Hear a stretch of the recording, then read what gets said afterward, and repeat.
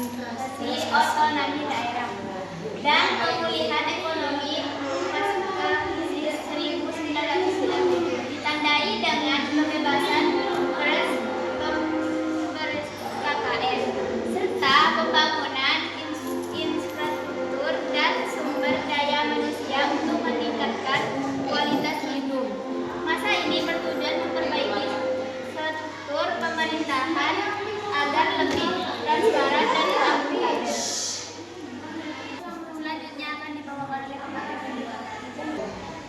Satu, latar belakang dan tujuan reformasi. Latar belakang krisis ekonomi 1997, KKN, korupsi, kolusi, nepotisme merajalela serta menurunnya kepercayaan rakyat terhadap pemerintahan Orde Baru.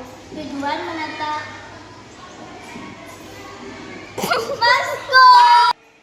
Tujuan menata ulang struktur pemerintahan, menegakkan suprematisasi hukum, amandemen UUD 1945 dan otonomi daerah.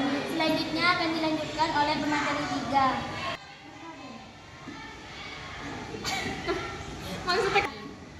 Dua, kebijakan pembangunan masa reformasi politik, melaksanakan pemilu, demokrasi, pembatasan masa jabatan presiden, kebebasan pers, dan penguatan peran DPR, ekonomi, restrukturisasi perbankan, badan penyihatan perbankan nasional BPPN, penguatan UMKM dan investasi asing, sosial budaya, pemroperasian KKN dengan membentuk KPK, Komisi Pemberantasan Korupsi, otonomi daerah yang luas serta perbaikan kualitas pendidikan.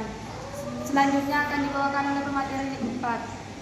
3. Tahapan pemerintahan dan fokus pembangunan. Ini Habibie, penyelamatan ekonomi dari krisis, merestrukturisasi perbankan dan pemilu 1999.